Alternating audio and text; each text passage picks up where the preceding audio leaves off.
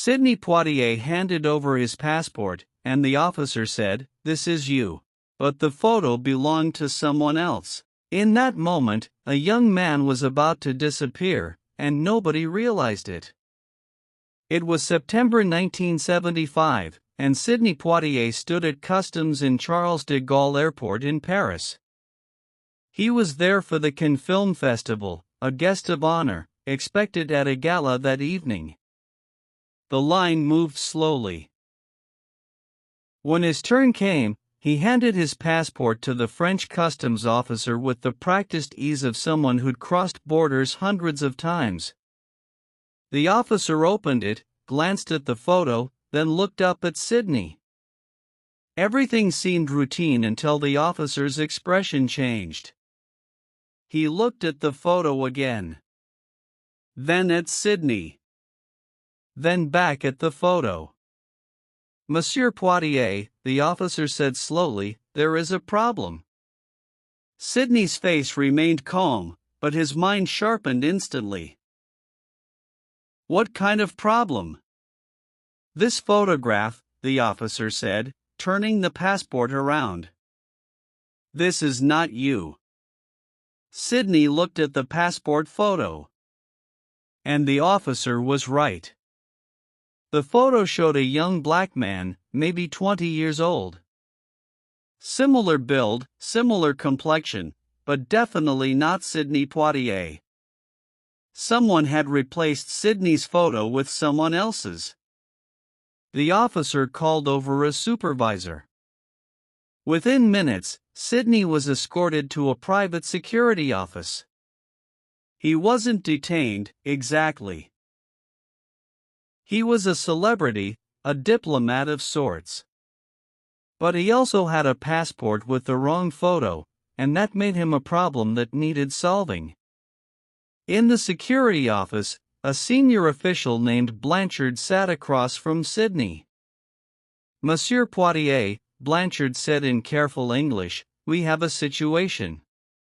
This passport is issued in your name, but the photograph is not yours. We must determine how this occurred." "I'd like to know that myself," Sidney said calmly. "I haven't looked at my passport photo in months. Travel arrangements are handled by my assistant." Blanchard nodded. "We will need to verify your identity through other means. In the meantime, you'll need to remain here." "How long?" Sidney asked. Blanchard shrugged. "Perhaps a few hours. Perhaps longer. It depends what we discover." But here's what Sidney noticed, and what Blanchard didn't say. There was another person in the room.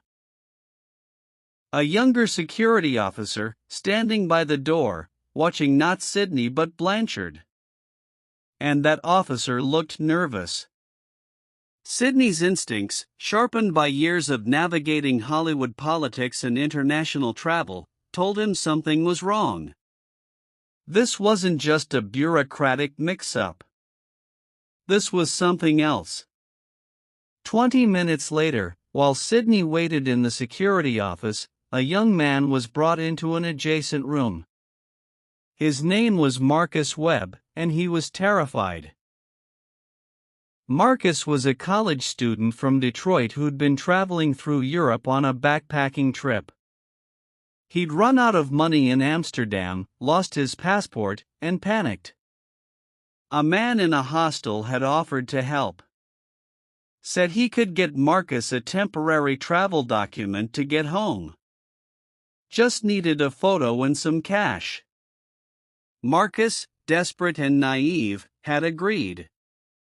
The man had taken his photo and disappeared for 2 days. When he returned, he handed Marcus a U.S. passport. Marcus had been too relieved to look closely. He just wanted to go home. But when he tried to board a flight to New York through Paris, French customs flagged the passport immediately. Because the passport was real. It was issued to Sidney Poitier. And the photo that should have shown Sidney now showed Marcus. Marcus was currently in a holding room, being questioned by French authorities about passport fraud, identity theft, and international document forgery. He had no idea who Sidney Poitier was. Had no idea the passport he'd bought was stolen and altered. And he had no idea that the penalty for what he'd unknowingly done could be years in a French prison. In the adjacent room, Sidney sat quietly, processing what he'd learned from listening to conversations in the hallway. His passport had been stolen months ago. He'd never reported it missing because he hadn't known. Whoever took it had replaced his photo with a young man's photo and sold it as a forged travel document. And now that young man was about to be prosecuted for a crime he didn't understand he was committing. Sidney made a decision. He stood and knocked on the door. The nervous young officer opened it. "I need to speak with the person who's using my passport," Sidney said calmly. "That's not possible," the officer replied. "He's being processed for criminal charges." "Then I need to speak with Blanchard," Sidney said. "Now." Wait, this is where everything shifted. When Blanchard came to Sidney's room, Sidney asked one direct question. The young man in the other room. "Do you know what's going to happen to him?" Blanchard shrugged. "He will be charged. Probably convicted. Passport fraud is serious. He'll serve time, likely be deported after, and carry a criminal record permanently." "And you believe he knowingly committed fraud?" Sidney asked. Blanchard hesitated. "It doesn't matter what I believe. The law is clear." Sidney leaned forward slightly. "Let me tell you what I believe. I believe that young man is a victim, not a criminal. Someone sold him my stolen passport. He had no way of knowing it was fraudulent. And if you prosecute him, you're punishing the wrong person while whoever actually stole and altered the passport walks free." Blanchard's expression didn't change. "Monsieur Poitier, I understand your compassion. But I cannot simply release him. There are procedures." "Then let me see him," Sidney said. 5 minutes. Blanchard considered. Then he nodded. 5 minutes. Sidney was brought into the holding room where Marcus sat, terrified and confused. When Marcus saw Sidney Poitier walk in, he had no idea who he was looking at. Just another official, he assumed, coming to tell him how much trouble he was in. "Marcus," Sidney said, sitting down across from him. "My name is Sidney. I'm the person whose passport you were carrying." Marcus's eyes went wide. I didn't know, I swear I didn't know it was stolen, I just..." Sidney held up a hand gently. "I believe you. Tell me what happened." Marcus, voice shaking, explained everything. The lost passport. The hostel. The man who'd offered to help. The cash he'd paid. The relief when he got what he thought was a temporary document. As Marcus spoke, Sidney listened carefully. Not just to the words, but to the fear, the youth, the desperation of someone who'd made a mistake in a moment of panic and was now facing consequences that would destroy his life. When Marcus finished, Sidney asked one question. "Do you have anyone who can verify your story? Your identity?" Marcus shook his head. I've been traveling alone. My parents think I'm still in Amsterdam. I didn't tell them I lost my passport because I didn't want them to worry. Sidney nodded. Then stood. I'm going to help you. But you need to trust me and do exactly what I say. Marcus looked at him, confused and hopeful. Okay. Sidney walked back to Blanchard's office. I'm not pressing charges, Sidney said. Blanchard frowned. Monsieur Poitier, that's not your decision. The state presses charges in cases of document fraud. Then I'm providing testimony that exonerates him, Sidney said calmly. I will state, under oath if necessary, that my passport was stolen without my knowledge. That I never reported it because I didn't realize it was missing. That this young man clearly had no knowledge he was using a stolen document. And that prosecuting him serves no purpose except punishing a victim while the actual criminals remain free. Blanchard studied Sidney's face. You understand that if we release him, we lose our only lead to whoever stole and altered your passport. I understand, Sidney said. But I also understand that destroying a 20-year-old's life won't bring those criminals to justice. It will just create another victim. Blanchard was quiet. Then he said, there is another problem. Even if we don't charge him, we cannot let him travel on a fraudulent passport. And without proper documentation, we cannot release him. He'll be held in immigration detention until his identity can be verified and proper documents arranged. That could take weeks. Sidney had anticipated this. How long would it take if someone vouched for his identity? Someone credible? Blanchard raised an eyebrow. Such as? Such as me, Sidney said. I can verify who he is. I can contact the American Embassy, arrange for emergency travel documents, and personally guarantee his appearance if needed for any investigation. Blanchard leaned back. You would do this? For a stranger? Sidney met his eyes. I would do this because it's right. And because I'd been in situations where one person's willingness to help made all the difference. Don't miss this. Because what Sidney did next wasn't just about Marcus. It was about understanding how systems work and how to move through them. Sidney spent the next 6 hours making calls. To the U.S. Embassy. To his lawyer. To contacts in the State Department. He vouched for Marcus's identity. Arranged for emergency documentation. Personally guaranteed that Marcus wasn't a flight risk. And he did all of it quietly. No press. No publicity. No grand statements about justice or compassion. Just methodical, strategic action to solve a problem. By midnight, Marcus had temporary travel documents. By 2 a.m., he was on a flight to New York, still barely comprehending what had happened. Sidney gave him one piece of advice before he left. When you get home, Marcus, don't waste this.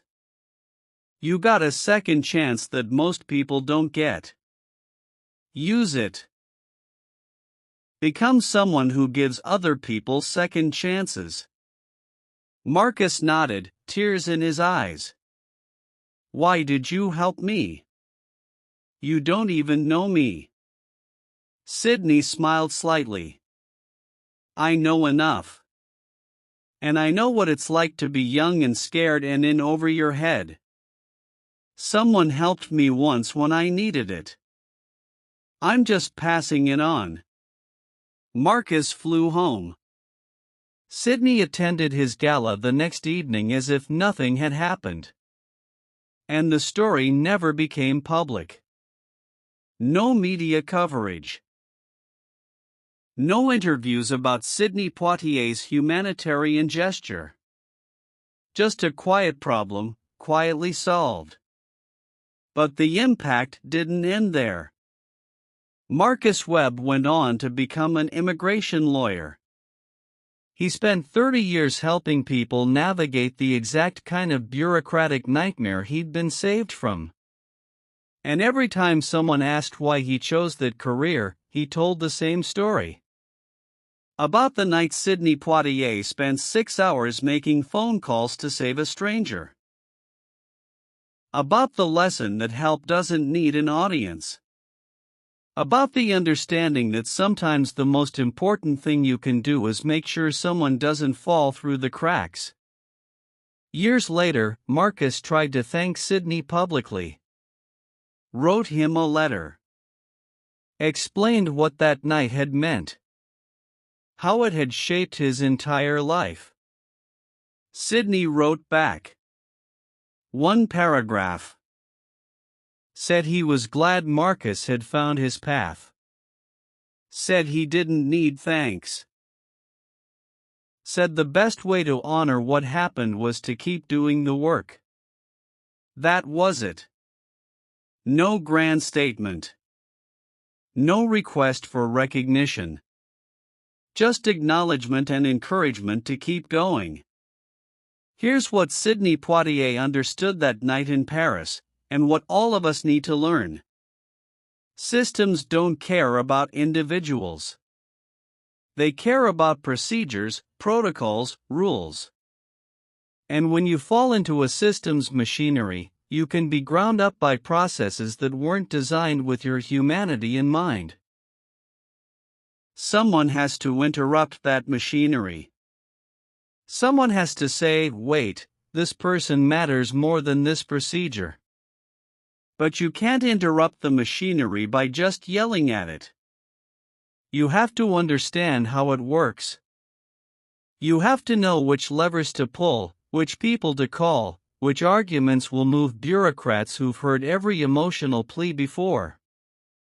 Sidney didn't just feel compassion for Marcus. He strategically deployed his resources, his connections, his understanding of international systems to extract Marcus from a situation that would have destroyed him. That's the difference between feeling bad about injustice and actually fighting it. Between wishing things were different and making them different. So here's the lesson. When you see someone caught in systemic machinery, when you witness bureaucracy crushing someone who doesn't deserve it, when you encounter injustice that's being called procedure, don't just feel bad. Act. Use whatever resources you have. Whatever knowledge. Whatever connections. And do it quietly, effectively, strategically. Don't perform your help for an audience. Just help. Sidney Poitier could have made that night about himself. Could have given interviews about his compassion, his intervention, his heroism. But he understood that making it about him would cheapen it. Would turn Marcus's trauma into content. Would make the help transactional rather than genuine. So he helped quietly. And Marcus carried that quiet help forward for 30 years, helping hundreds of others the same way. That's how change actually happens. Not through grand gestures and public statements. Through quiet interventions that multiply. Through one person helping one person who helps one person who helps hundreds. Be the person who interrupts the machinery. Who understands the system well enough to extract people from it? Who helps without needing credit? That's power. That's impact. That's how you actually change lives instead of just talking about changing them.